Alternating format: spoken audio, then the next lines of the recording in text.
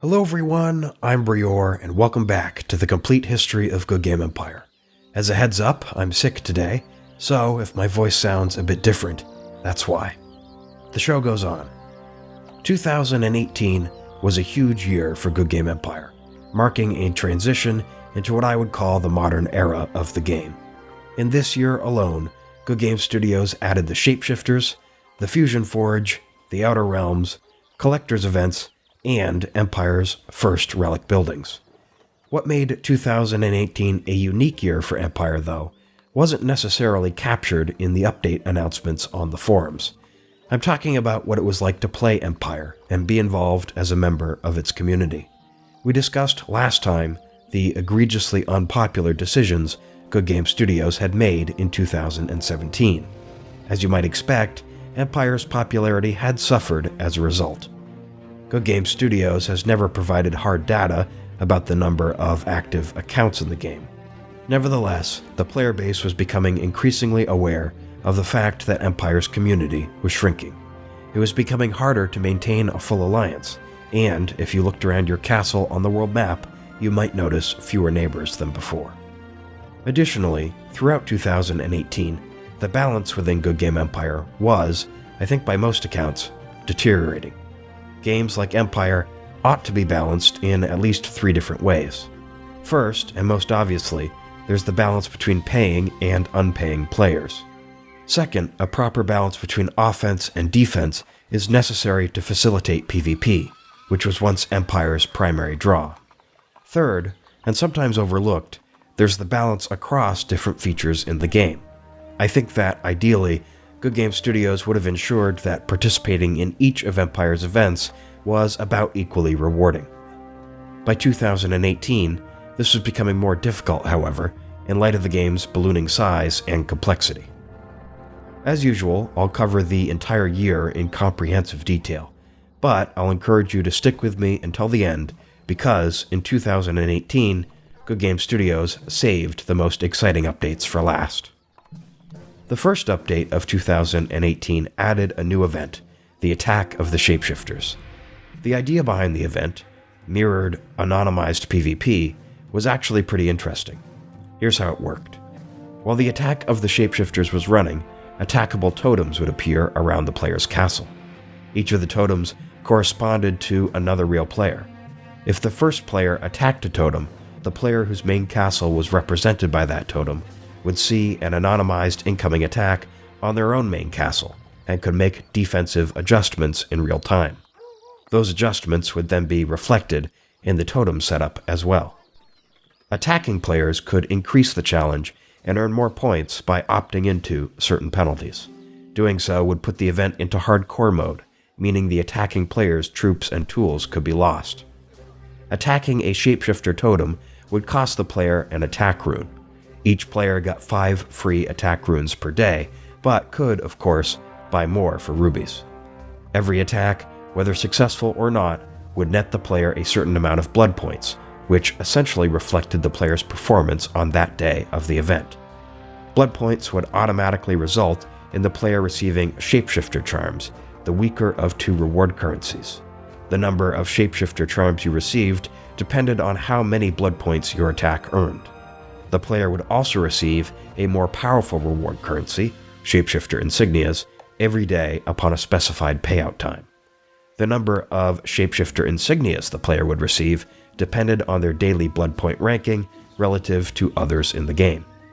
As you can see, the point system was awfully complicated, perhaps more so than necessary, but I think Good Game Studios was trying to come up with the fairest way to allocate prizes.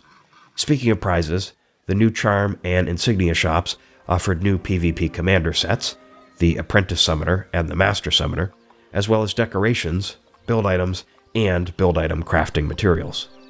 The Shapeshifter system differed from actual PvP in a number of ways. First, because it was anonymous, you could attack anybody without fear of diplomatic repercussions. Conceivably, you could even attack your own alliance members, though you wouldn't know you were doing it.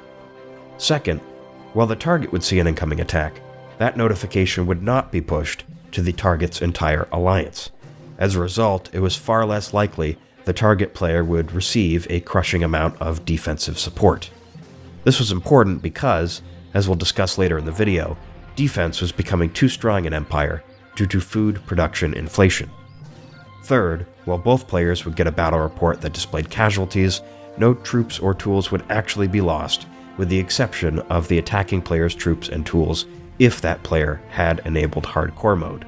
Accordingly, the attack of the Shapeshifters provided a great no-risk opportunity for players to try out different PvP strategies. While a neat idea and an interesting solution to the decline and imbalance of actual PvP in the game, the attack of the Shapeshifters event was itself rather broken. First, because the defending player wouldn't lose any troops, tools, or honor, most players simply ignored incoming attacks. Theoretically, mounting a strong defense would reduce the number of blood points the attacking player received, thus very slightly improving the defending player's performance on the daily blood points ranking. But that simply didn't provide enough of an incentive for defending players to take the time to adjust to every incoming shapeshifter attack. What's more, success in the event kind of depended on the luck of the player's draw. If the shapeshifter totems the player happened to be assigned were either too weak or impenetrable, it would be difficult to collect points. Next, the event was unfairly monetized. The limited number of free attack runes handicapped unpaying players. I haven't even yet mentioned that players could also purchase 2 types of event-boosting currencies. Additionally, in March, Good Game Studios added a temporary premium equipment set, the Armor of the Rune Guards, at the equipment trader. That commander, which was specifically intended for use in the attack of the Shapeshifters event, further boosted the number of Shapeshifter charms earned. The biggest issue with the attack of the Shapeshifters, however, was a matter of simple event design, and is something that, to this date, Good Game Studios appears not to have done anything about.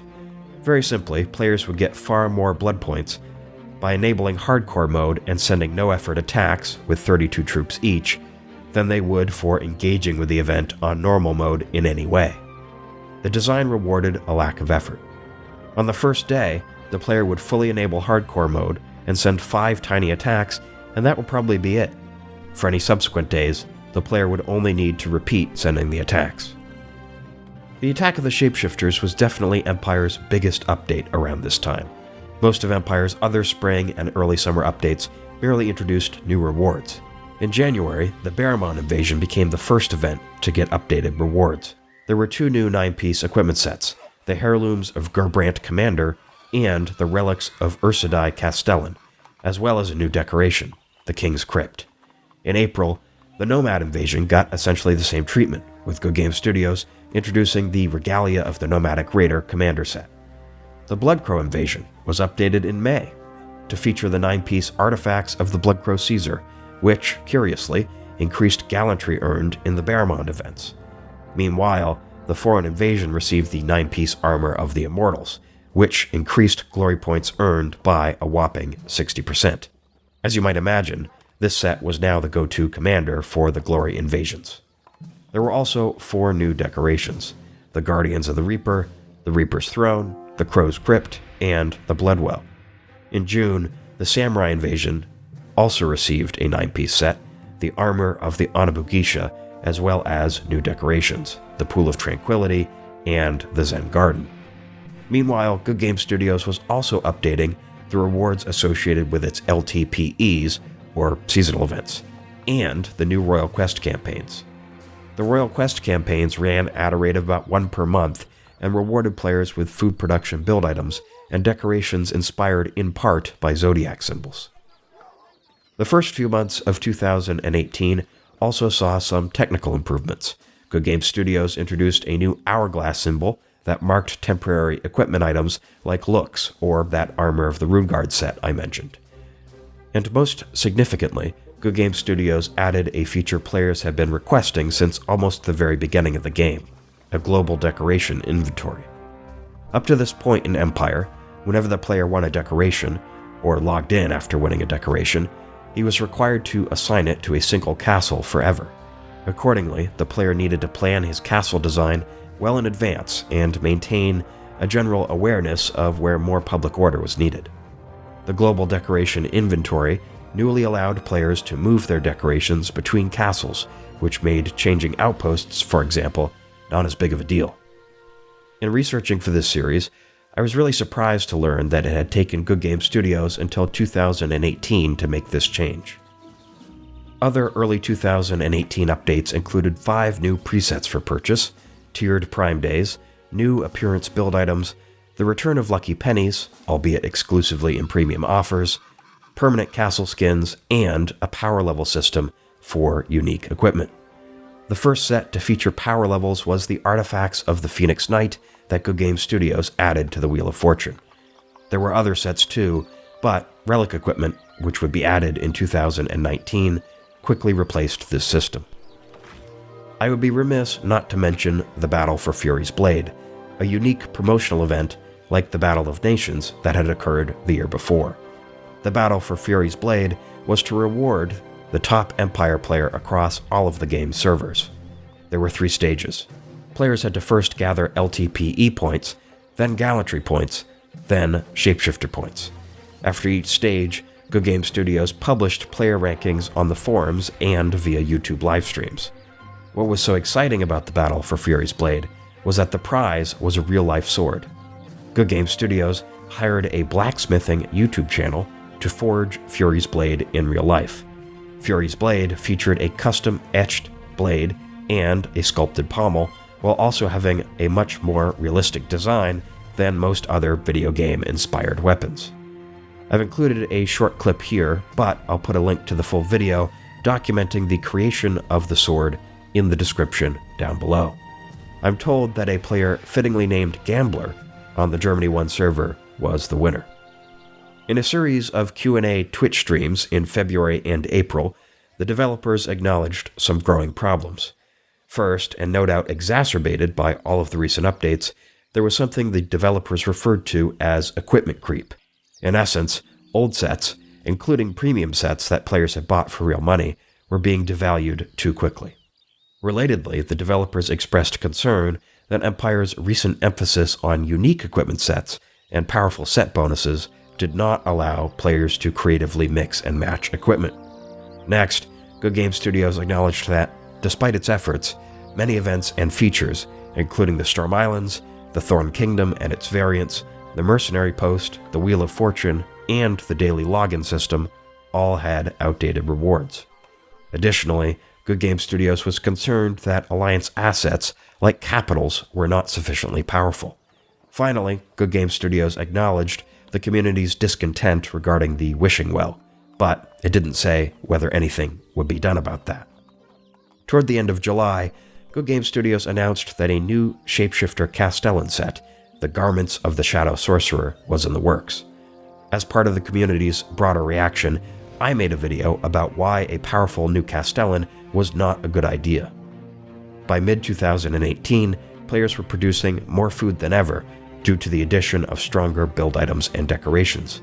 This meant that players could feed more troops overnight, including more defenders.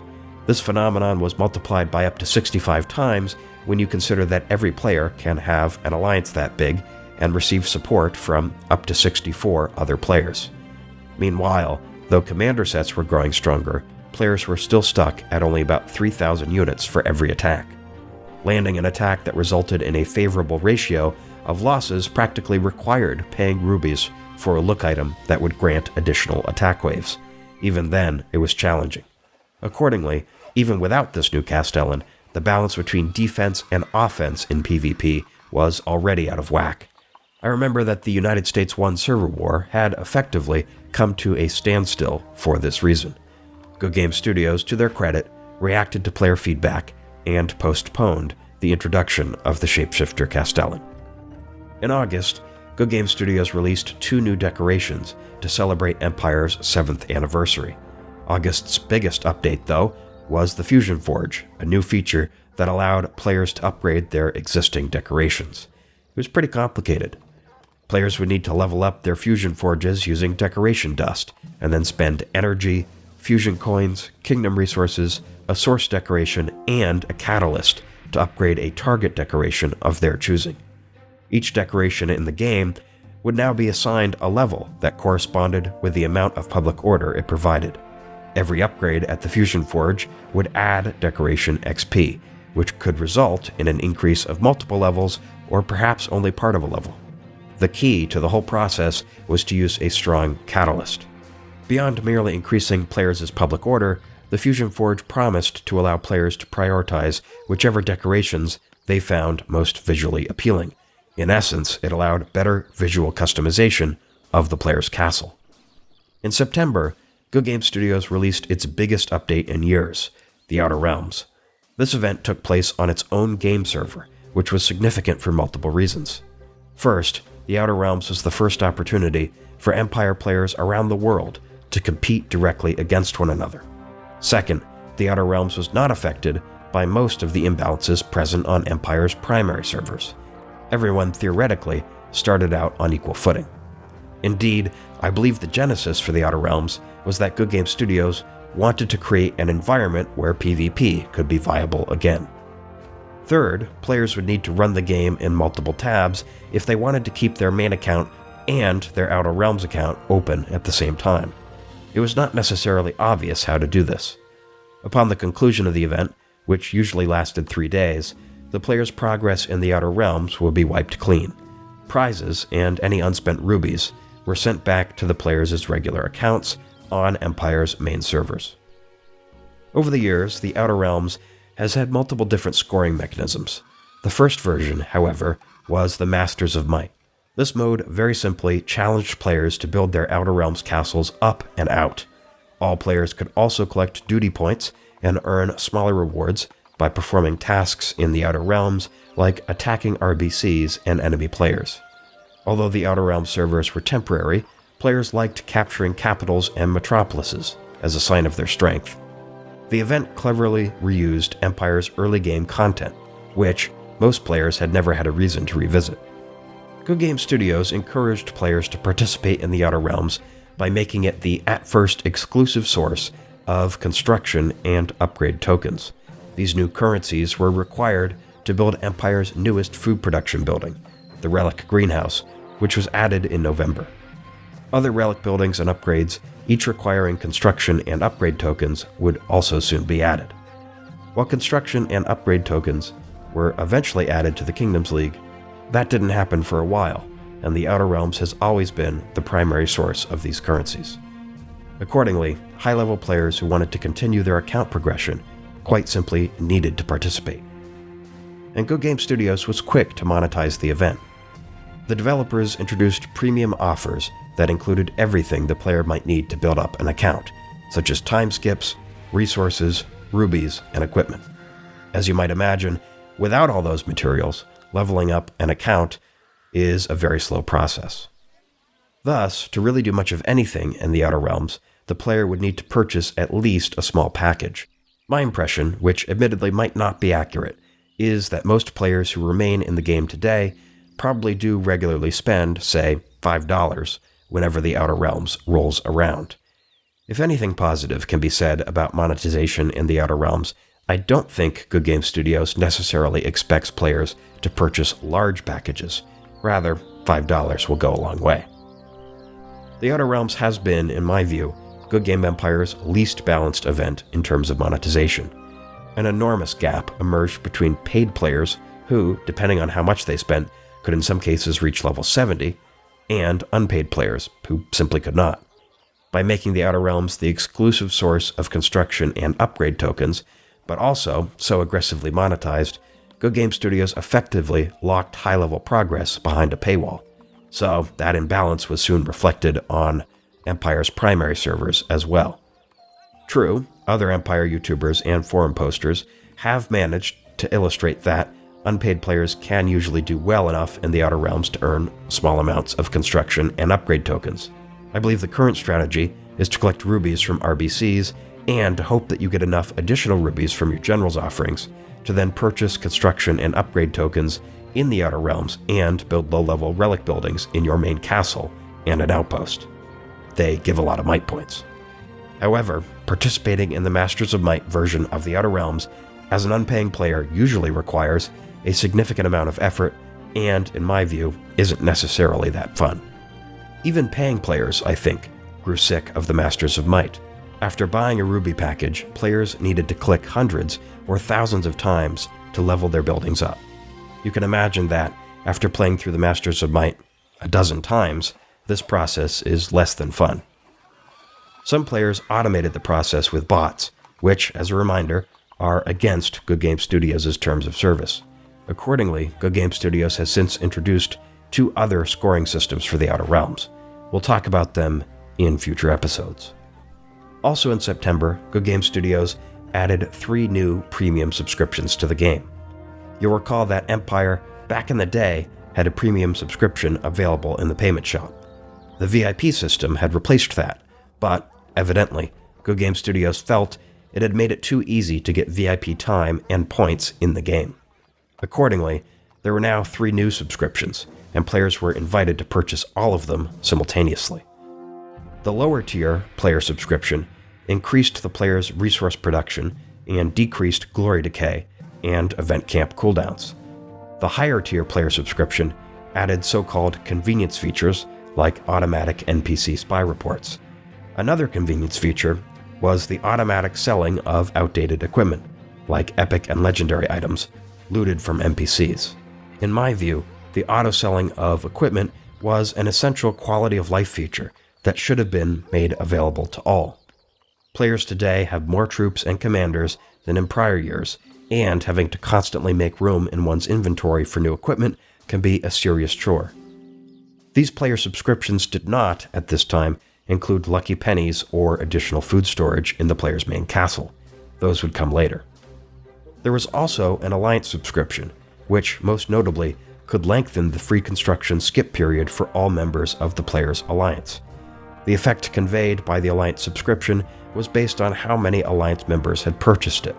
The subscription prices have all been increased since, but I believe that, even when they were first introduced, the cost of maintaining all 3 subscriptions was a whopping $35 per month.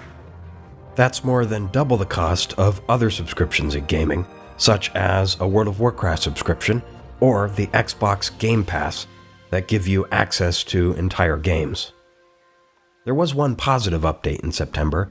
Good Game Studios stopped Ruby offers from popping up and interrupting gameplay while the player was adjusting his defenses or setting up an attack. In October, Good Game Studios added Empire's first collector event, the Reaper's Wrath. Once again, the player was invited to participate in fake, anonymized PvP. For the purposes of the collector events, the task is usually to collect souls, pelts, beads, bees, or something similar by attacking other players. Troops and tools used in collector event attacks are not consumed. Collector events usually do not have significant prizes, but they're a good way for Good Game Studios to add season-inspired artwork to the game. In November, Good Game Studios introduced the Kingdoms League.